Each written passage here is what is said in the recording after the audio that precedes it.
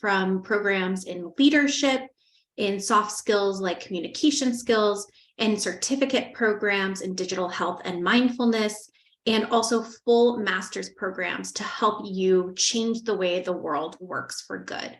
So we hope that whatever your professional development goals or needs, that you see us as a lifelong partner to you in helping to achieve that. And tonight is one of those sessions that we're really excited about that helps us all to move the needle on our personal and our professional goals. This session tonight is part of our Lessons in Leadership series, and it in and of itself is part 1 of 3 of a Science of Climate Change series, which we feel very fortunate that Stephen Porder, you have graced us with your presence for 3 sessions. And today's session is on the science of climate change. The science of climate change, we are looking at some factors and also some solutions to what we personally can do to make a difference. And the goal is for you to walk away feeling empowered to make a difference today. And we'll have some time to kind of collect our thoughts on what that could look like. I encourage you to submit questions that you have throughout as you have them in the chat box. And there'll be time at the end for Q&A where you could also use the raise hand function to also ask your question that way. And with that, I am pleased to introduce and turn things over to Dr. Stephen Porder. Dr. Stephen Porder is a professor of ecology and evolutionary biology at Brown University. He is a fellow in the Institute at Brown for Environment and Society. And as if that wasn't enough, he's also the Associate Provost for Sustainability at Brown. So he brings a wealth of both content expertise and experiential expertise of actually putting these practices into action and seeing what works. So you're in for a real treat today. I always learn something from him, and I'm excited that he's here with us today. I'll turn things over to you, Stephen. Great. Thanks, Allison. And hi, everybody. Thanks for joining. It's exciting to be doing this. This is my first attempt at this. I thought I would spend just a couple minutes introducing the idea and myself before jumping into the content, and just to give you a little bit of a roadmap. So the videos that you watched, hopefully in advance of this lecture, were prepared as part of an undergraduate class that I teach called Climate Solutions. For the first decade and a half of my career as a global change scientist, I taught about the problem. And every time I taught about the problem, the students would ask for solutions. And over time, it became more and more apparent that the solutions were more and more at hand, and that if we were going to empower the next generation or even our own generation to make meaningful change, we needed to do more than just decry the problem, but really think through the solutions. And so we built this class with a gift from a donor and the great support of many different units at Brown, where we gathered faculty from around the country to produce this video series. So the videos you saw for this one are from me, but we have people from all over the country from different institutions. The next one will be on electricity. It involves a colleague at Stanford and myself. Others are from UC Merced and Salisbury University, many other universities. And the idea is each little bit of the problem has a solution, but each solution itself could be thought of from many different perspectives. So for example, if you want to eliminate carbon emissions associated with the production of electricity, that's an engineering challenge. It's also a political challenge. It's also an economic challenge. It's also a societal challenge. And different scholars from different disciplines might think of the very word solution in a different way. And so the idea is to give people a window into all of those things. Having said that, today's installment in the series is about the underlying science of how we know what we know about climate change, and a little bit about what institutions and individuals can do to reduce their impact on the climate. And then, so what we're going to do, I'm going to spend about 20 minutes talking a little bit about the videos that you watched to just sort of highlight the major points, and then talk more about emissions reductions. And then we'll open it up into answering a bunch of questions. People have posted questions on YouTube. People have sent them by email. You may have questions that pop up during the talk. And so we'll spend the rest of the hour, talking about the questions that we've gotten. So with that, I'm going to go ahead and share my screen and start off with a little bit of climate science and climate solutions. So let me just go here and share. And Allison, can you give me a thumbs up that you're seeing the right thing? Yes, Awesome. I do. Great. Okay. So I'm calling this From Science to Solutions because I think in order to understand solutions, one really needs to understand the basic phenomenon that we're experiencing in the 21st, in the late 20th and early 21st century.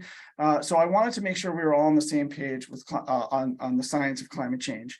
I'm not going to belabor the point too long because I know that you've watched the videos, or you may have watched the videos, but I want to start with this because it's one of the most impactful demonstrations of climate change that I've ever illustrations of climate change I've ever seen. So what you're looking at is obviously a map of the world. And this is a map of the world and the temperature in the world during the time period from 1880 to 1884. And the color codes tell you whether or not that particular place was warmer or colder in the time period 1880 to 84 than it was in the middle of the 20th century. So I'll give you an example. In this map, the Western Horn of Africa was quite a bit warmer than the 20th century average during this period, 1880 to 1884, whereas Western North America was a bit cooler than the 20th century average. So during 1880 to 1884, Western North America was cooler than it was in the middle of the 20th century. And when I say warmer, you can see the scale bar on the top left. Top left. And so the colors you're seeing are indicative of about 1 degree Celsius warmer or 1 degree Celsius cooler than that 20th century average. And if you're interested in Fahrenheit, not Celsius, you just multiply by 1.8. So 1 degree Celsius is 1.8 degrees Fahrenheit. So this is not the temperature of the place, it's the difference between the average and this particular time period. Now, what I'm going to do is play this forward. So the next you'll see 1881 to 1885, and then 1882 to 1886. And we'll play it forward in time. And what I want you to see out of this video is two things. One, the variation that goes from place to place. So North America may be warm for a little while, maybe cold for a little while. So too with every other place in the world. But also what I want you to see, and what will become obvious, is when things start to change coherently as a whole system, as opposed to fluctuations from place to place. So let's play this video. These data are from NASA. It's kind of mesmerizing, and you get to see that there's lots of natural variability in the temperature that places experience.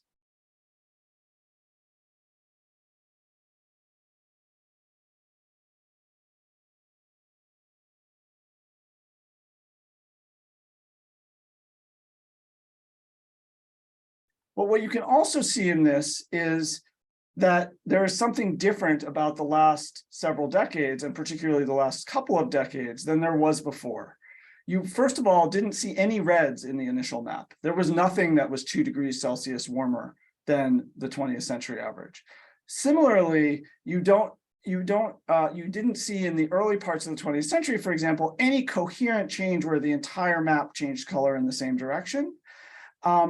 And the last thing that I'll point out is that when that change happened, when your eye picked up that change, is about when we were able to predict way back in the 70s and 80s when you would see that change, like when we would be able to detect it. So the evidence for warming is overwhelming. And our understanding, if you had a chance to watch the video interview with Amanda Lynch and Baylor Fox Kemper, our understanding of why this is happening is also quite robust and has been robust for quite some time. So moving from that, I'm going to give you a climate science in a nutshell. I'm just going to hide this floating video panel because it's in my way. So here's climate science in a nutshell. Why is the world warming? Well, the world is warming for a very simple reason. If you plot the total amount of carbon dioxide that we have emitted as a result of industrial processes and deforestation, and you plot that against the amount the world is warming, it's pretty much a linear relationship. So the amount of CO2 we emit directly translates into the temperature rise. So this is a cartoon, obviously, but if you look at the Intergovernmental Panel on Climate Change, the IPCC, you'll see real data. So this is a graph showing you the same axes, the total amount of CO2 humans emit on the x-axis, the temperature rise on the y-axis. Now what you're seeing in black is the historical temperature rise plotted against historical emissions. And what you're seeing in the colored bands is how much we expect it to warm if we continue to emit CO2. So if we emit another 500 gigatons of CO2, we'll probably end up warming by about 1.5 degrees. If we emit more like another 1,000, we'll probably warm up by 2.5 degrees. And this is only out, these warming projections are only out to 2050, by the way. So there's a very strong correlation. And this shouldn't really surprise us because the basic science is even older than the IPCC. So I'm showing you here a paper written by Svante Arrhenius, a very famous chemist, in 1896. And Arrhenius did a calculation where he built a model by hand where there was one parameter, and that parameter was the amount of CO2 in the air. And he did a bunch of calculations by hand to produce this table. And I'll walk you through this table. On the left-hand side, he had the latitude because he knew that warming would be different between the poles and the equator based on the amount of sunlight they receive. And he also knew that the warming or climate change would be different by month. So December through February, March through May, June through August, September through November, and then the average for the year. And then what he did is he calculated what would happen if the amount of CO2 in the air was 2/3 of what it is today, or what it was in 1896, or 1.5 times what it was in 1896, or 2 times what it was in 1896. And he calculated all those temperatures, and those temperatures are what you see in the chart. Well, how did Arrhenius do? We know how CO2 changed over the 20th century. We have those measurements. And if you plug those measurements into Arrhenius's model, you get a really remarkable result, which is here. So what I'm showing you here now is time on the x-axis from 1950 to 2020. The actual temperature change that we observed over that time is shown in the open circles. And Arrhenius's one parameter model, that is with CO2 alone in the model, is shown in the black line, or in the black closed circles, sorry. So even as far back as 1896, we knew, or Arrhenius knew, that if we increase the amount of CO2 in the atmosphere, the Earth would warm up, and we knew roughly how much it would warm up. In fact, if you plot Arrhenius's model against what the IPCC models, you get nearly a 1-to-1 line. So here you're seeing the IPCC prediction of what should happen over the 20th century and into the 21st versus the Arrhenius prediction on the y-axis, and you can see that's nearly a 1-to-1 correlation. So it's not surprising then that our world is warming as we have increased the amount of CO2 and other greenhouse gases in the atmosphere as a result of our activities. Now, I'm not going to argue that there hasn't been great benefit to the use of fossil fuels and the incredible advances that they have allowed us to achieve. But the downside is that those emissions are causing climate change, and that is an undisputed fact. It is as much of a fact as we have in science. One thing I wanted to note before moving on to solutions, or 2 things I want to note before moving on to solutions. One of them is about the political discussion around this. So as you, I'm sure, are aware, there are international negotiations every year about who should do what about it and whose fault it is. And people who want to, in the United States, who argue against climate action, make the very valid point that the US is no longer the world's biggest emitter. So what I'm showing you here is a graph over time from 1750 to 2021 of CO2 emissions from fossil fuel and cement and other industrial processes. This does not include deforestation. And what people will point to is that China and India and Asia, the rest of Asia, are bigger emitters than is the US or Europe. And so people will use this as an argument to say, well, even if the US does something, it's not going to help if China doesn't do it too. And that's been a negotiating tactic on the part of the US and Europe for many, many years. On the flip side, we know that it is cumulative emissions, not annual emissions, that actually drive warming. If you think back to the graph I showed a few slides ago, and if you look at total emissions Since in the beginning of the Industrial Revolution, the US and Europe are the biggest emitters by far, although China is catching up fast. So depending on your thought about what is fair and who should pay, on the one hand, we won't limit warming as much if China, for example, is not part of the conversation. On the other hand, historically and cumulatively, it's the US and Europe who have enjoyed the fruits of fossil fuels more than anybody else, produced the most carbon pollution more than anybody else, and are now asking others to limit that carbon pollution after we have enjoyed the fruits and they have not. I'm not saying either one of these arguments is right, because I think the take-home message from this that I want to put across is that the atmosphere doesn't care. It doesn't matter who put up what CO2 when. It matters how much the total amount of CO2 in the atmosphere has gone up, and that will derive warming. So there's a political question and there's a scientific question. It's not that the political question isn't important, it's that it's not the only question.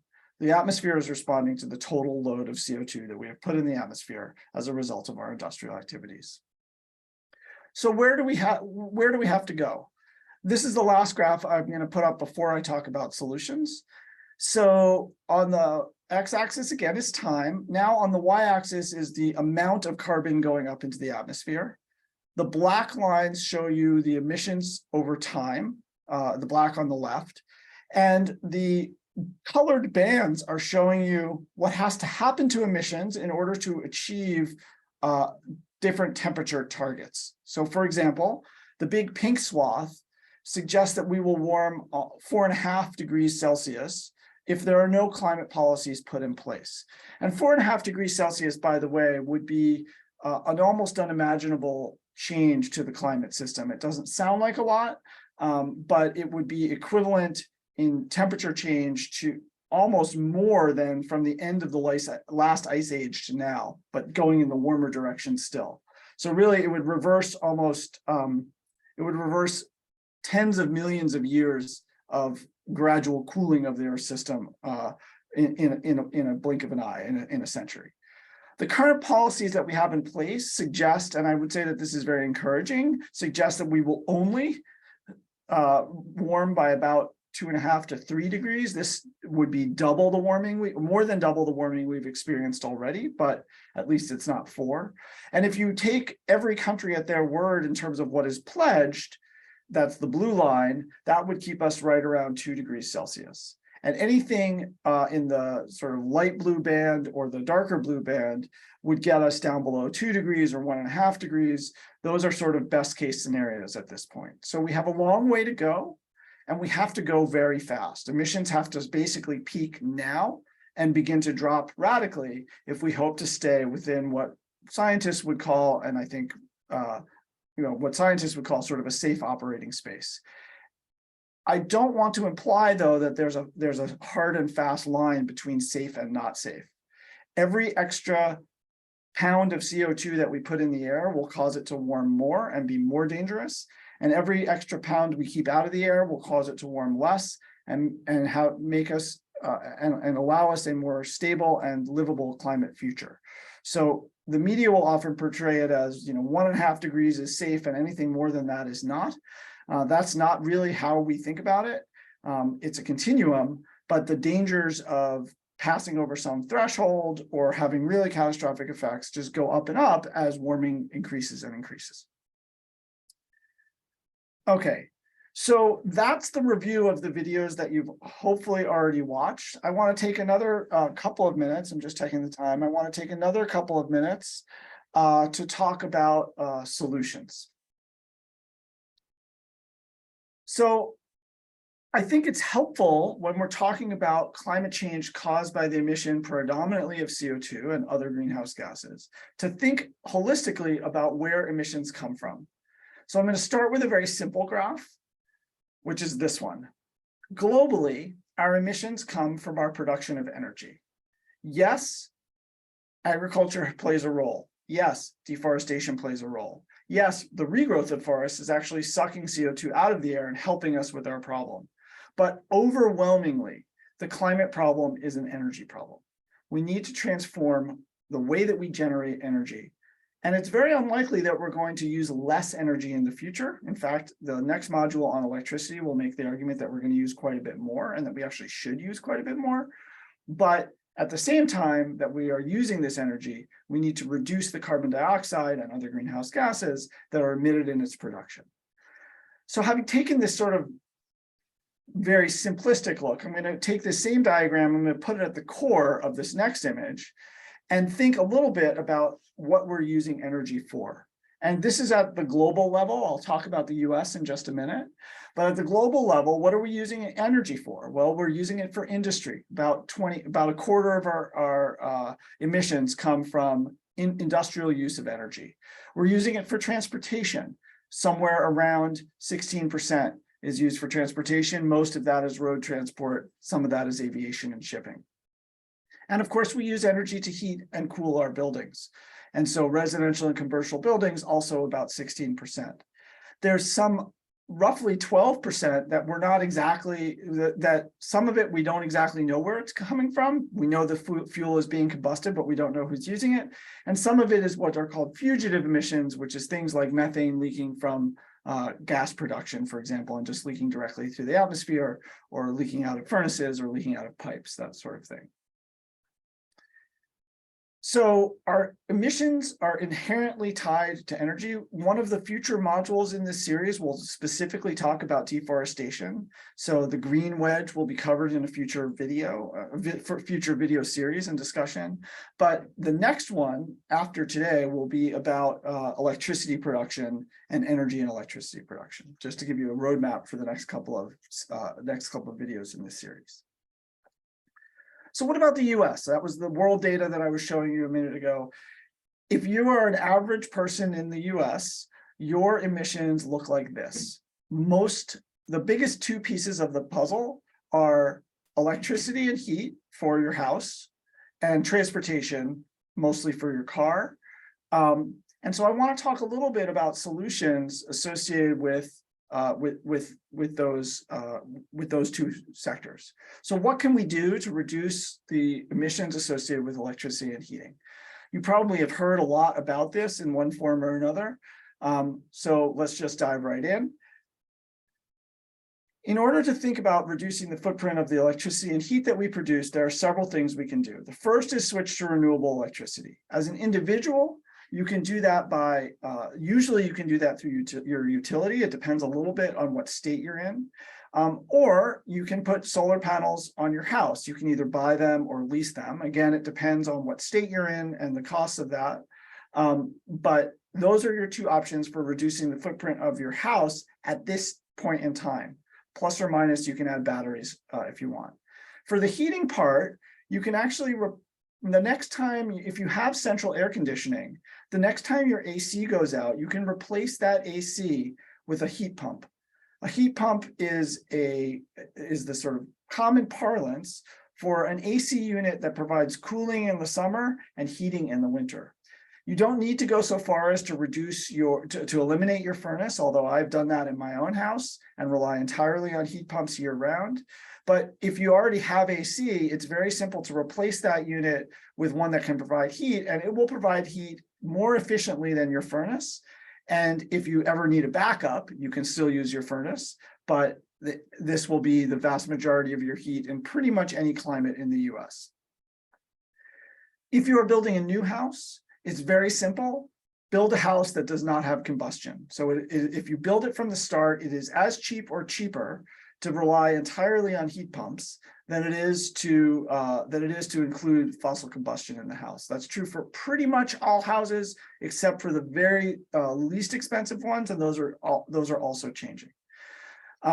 So just to give you a sense of the emission savings, so roughly 6 tons of carbon on average of carbon dioxide is your personal footprint for your electricity and heat. If you replace your heat pumps, replace your furnace or your air conditioner with heat pump, you can reduce your emissions by about 60% from that change alone.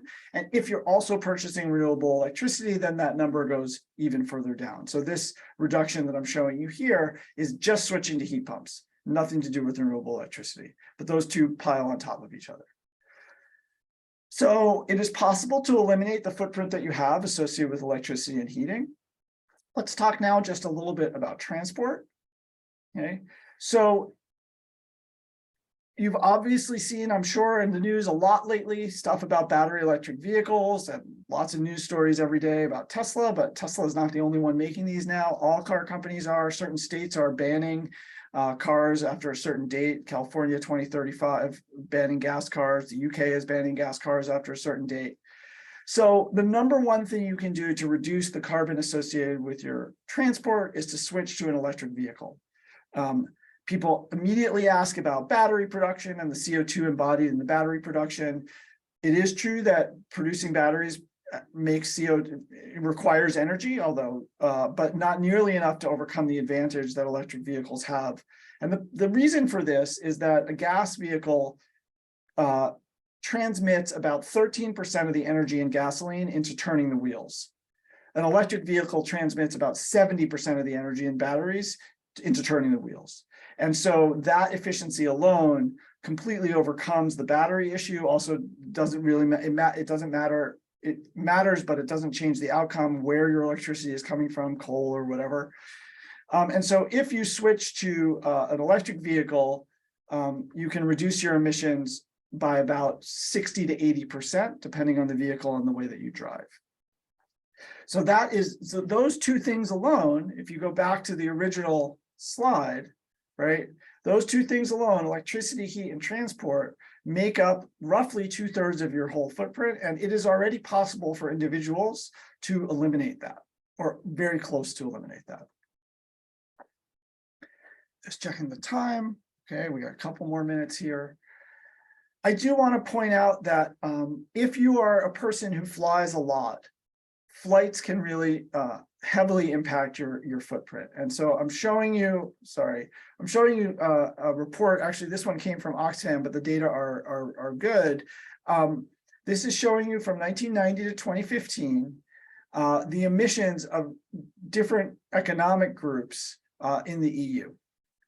And what you're seeing is that the top 10%, the richest 10%, are responsible for 52% of the emissions of the entire EU. So the wealthiest people, because they consume the most and have the biggest houses and the most cars, not surprisingly emit the most CO2. But if you look at those top emitters, which I'm showing you here on the right, on top, the top 1% and the top 10% financially, you'll see that their footprint is overwhelmingly dominated by air travel. So these are the people who fly the most. They're the most likely to fly first class. They're the most likely to have private planes. And so their emissions are dominated by flights in a way that most people's emissions are not. Most people in the world can't afford to fly at all. And so flight emissions are really an issue for those people who fly a lot. So if you are a person who flies a lot, your carbon footprint is probably dominated by your flights. If you're an average American, your carbon footprint is more dominated by your car and your house. And if you're someone who doesn't fly at all, obviously, then your flight emissions are very low.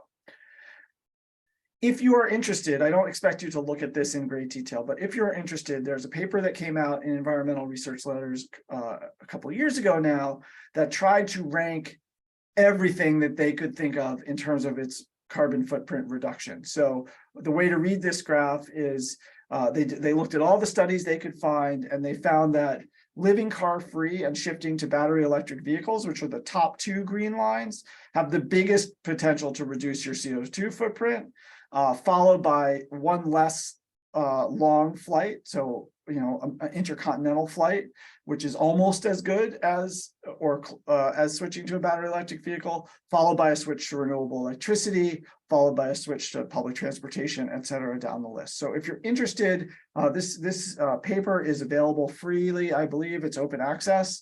And I put the citation down at the bottom, and it's just a good way for people to think about, okay, I'm thinking about doing this to reduce my carbon footprint.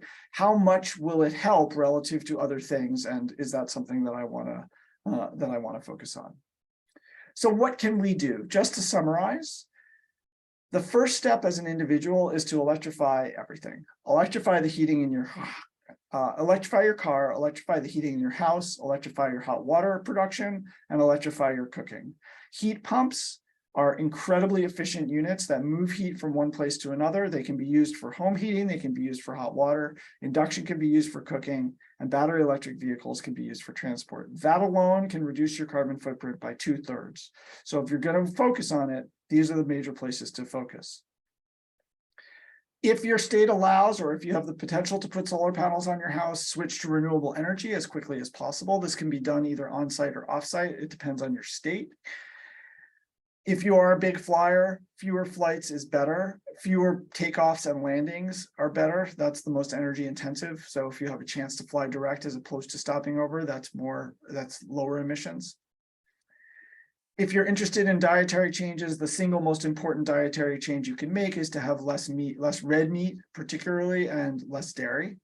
And then I want to end this section by saying I don't believe that individual actions alone can solve this problem. So in addition to doing all of these things personally, if this is an issue that matters to you, I absolutely think that you need to vote for policies or vote for people who will support policies that support this transition, because absent institutional reform, all of the personal reform that you do is going to be not achieve the outcome that we all hope for.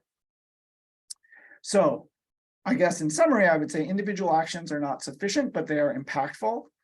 Institutional actions are not sufficient either. If the grid gets 100% renewable and we're still heating our homes with oil and gas and we're still driving gas cars, it doesn't matter that the grid is renewable, we still won't reach zero emissions.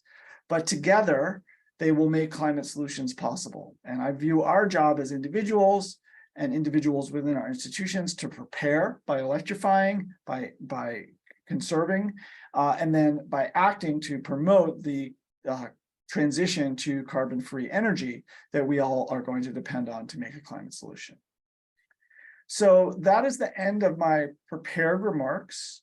I'm gonna what we're gonna do now is we're going to move people into breakout rooms for a conversation for about 10 minutes and allow you time to talk to each other and to gather some questions. And two things I'd like you to think about before reconvening to discuss is a question that's come up in your mind. Maybe each group, I'm not sure how many people are on the call right now, but maybe each group can come up with one question. And then also one thing that you personally might try to do differently to reduce your climate impact based either on this lecture or something you've been thinking about. And so I'm going to stop my share for now. And I guess we don't, let's see. So we have a good number of people on the call. So Allison, if you can put people in breakout rooms for about 10 minutes. And absolutely. Come back and we'll have a conversation. Sounds good. Okay.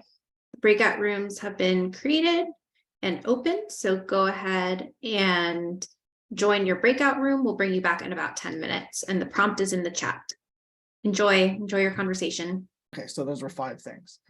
Yeah. Thank you. The next question is, are there more humane options to source materials or products that help with climate change? So, and they kind of put in parentheses like cobalt for electric vehicles are being mined in impoverished countries. Yeah. So this is a great example of a very complicated issue that I think, in all honesty, is one that is overplayed in the media. So again, to come back to the issue of trade-offs, there are real trade-offs. And cobalt mining has always been a horrific industry in Congo, for example, and other places. And all of a sudden, when it's for electric batteries, everybody's worried about it, which I find somewhat like interesting, but it's very worth worrying about for sure. That being said, we're already phasing cobalt out of batteries. So this is a very new technology. People are aware that that is a problem, and new batteries are coming online that are not based on that technology. 10 years from now, the batteries are going to be based on another technology as well. The issue is not that the mining is horrible. The human rights violations are real and they need to be taken very seriously.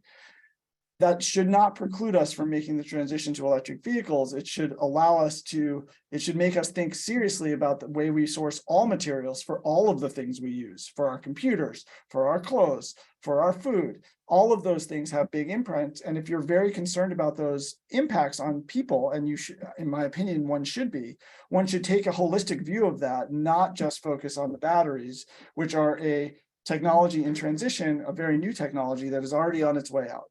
So yes, it's a problem. Yes, we need robust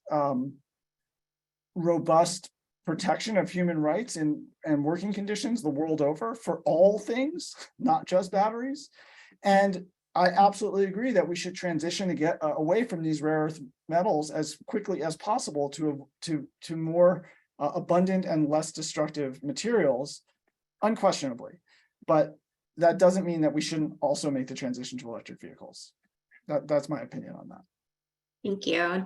Next question is, what are the top 3 things that businesses can do to make an impact? Oh, it's a great question. I think that's a tough one because it really depends on your business, right?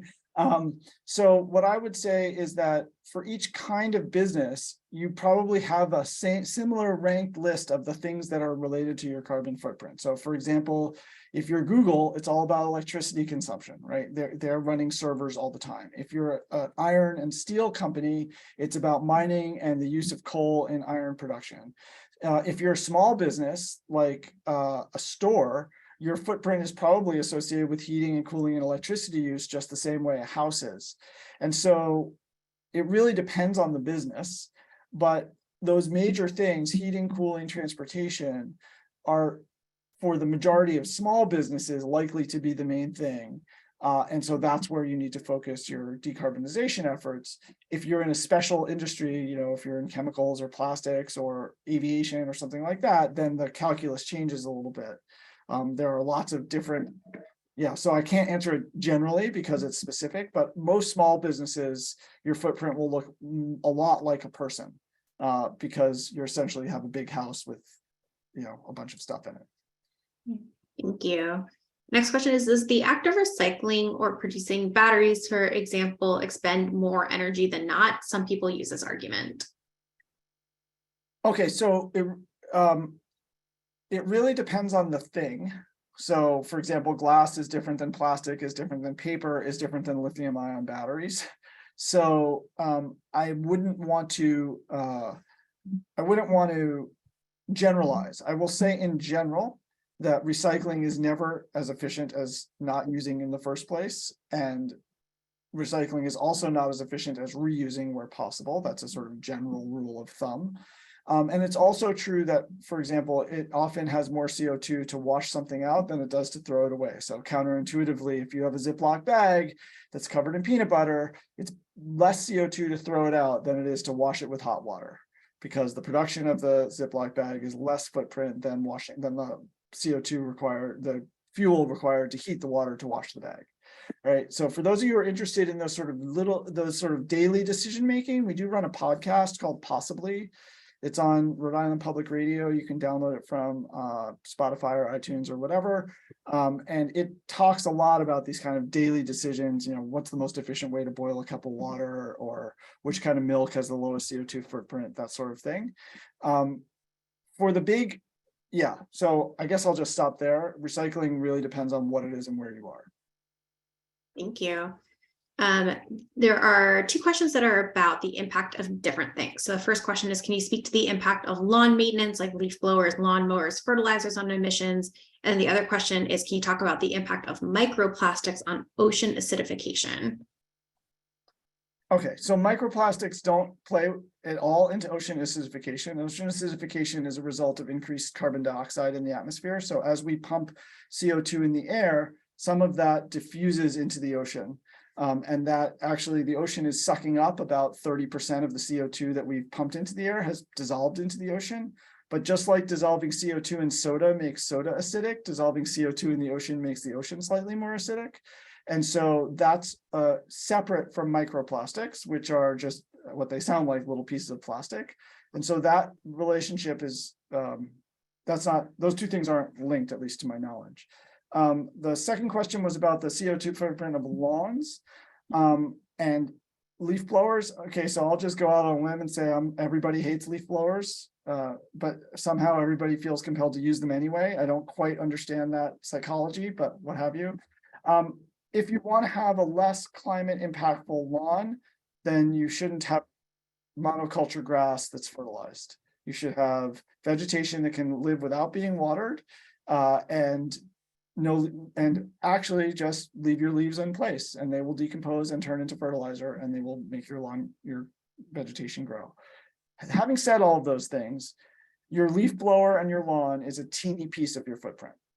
So if you're worried about your CO2 footprint or your global warming footprint, it's your car, it's your house, it's your dietary choices, and it's your flights. Your lawn is a teeny piece of it. Do leaf blowers drive me nuts? Yeah, absolutely. Like, no question. But from a CO2 perspective, they're just not, your personal lawn isn't using that much gas. But it's better not to have them, in my opinion, because they drive me crazy. Actually, one more question in the same vein, which is, how much does the world's paved surfaces and dark roof material contribute to the heating of the earth, and are cool pavements sufficiently beneficial to justify plans to replace asphalt? Okay, I will answer that, and then I see the post about microplastics and photosynthesis. So maybe I can take Kelly Peters. Where's Kelly? Maybe I can take that question offline and we can talk about that, because that's going a bit into the weeds, but I'm happy to talk about it. And you may well know more about it than I, but we can talk about it offline if that's okay, or maybe just follow up afterwards. In terms of dark materials and asphalt and albedo, that actually doesn't change the planetary energy balance, but actually there were a bunch of questions about feedbacks, and I think this is a really interesting one. So cities are hotter than the surrounding countryside, in part because there are no trees to help pump water back out to the atmosphere and cool things down, and in part because dark surfaces absorb more energy than light surfaces, which was what was covered in the videos. And so cities have what is called an urban heat island effect. And if you've ever lived in a city, you know that it's hotter in the summer than it is outside the city, and it's cooler in the park than it is elsewhere. This actually has a feedback through human systems, right? Because as it gets hotter, people use more air conditioning, which then causes more emissions, which then makes it hotter. So this is one of those feedbacks that includes both the Earth system and the energy balance, and the human behavioral response to that, which is to use more air conditioning to cool it off because it's too hot. So asphalt as a whole is a pretty small change to the global surface reflectance, just because even though we've paved a bunch of places, we haven't paved that many, like less than 2% of the terrestrial surface is paved, and the terrestrial surface is only 30% of the whole surface. So asphalt is a small portion of the energy balance, but for the people living there, it's a big influence on their energy use, which then feeds back to climate that way. So that's the answer on asphalt.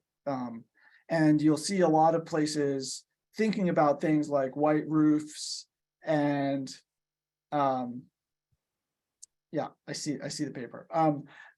Like white roofs and white roads and all of those things, and those will definitely help with reducing the urban heat island effect, which will reduce energy use. In fact, you can probably knock 10% off your building cooling in most climates by painting your roof white, or even using a paint. There are now many roof shingles come with a coating that reflects in the infrared, so it doesn't actually change the color of the roof, but it reflects about 40% of the energy because it's reflecting in wavelengths that your eyes can't see, and that will dramatically improve the energy performance of your house.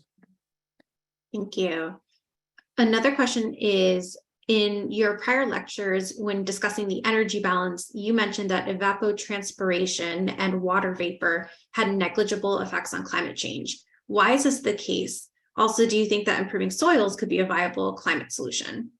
Okay, those are great questions. So it's not that evapotranspiration has no effect on climate. If I said that, that's not right. But the reason that water vapor doesn't affect climate change is that water vapor stays in the atmosphere for a really short time. So if it gets warmer, you get more evaporation, but that water falls back out. And so the amount of water vapor has an effect on, water vapor is a very strong greenhouse gas, but it's not a greenhouse gas that changes for the long term unless the temperature stays high. So you can evaporate a bunch of water, but it falls back out very quickly. And so it responds to changes in climate rather than drives them. The reason that CO2 and methane and nitrous oxide and chlorofluorocarbons have a climate effect as opposed to a weather effect is because their persistence in the atmosphere allows them to trap heat for long periods of time. So water vapor is a strong greenhouse gas, but it is a responder to rather than driver of climate change. So it's a feedback. And it's actually a kind of a complicated feedback because water vapor is a strong greenhouse gas, but also forms clouds. And depending on where in the atmosphere the clouds are, they can either cause warming or cooling, depending if they're high or low or tropical or polar.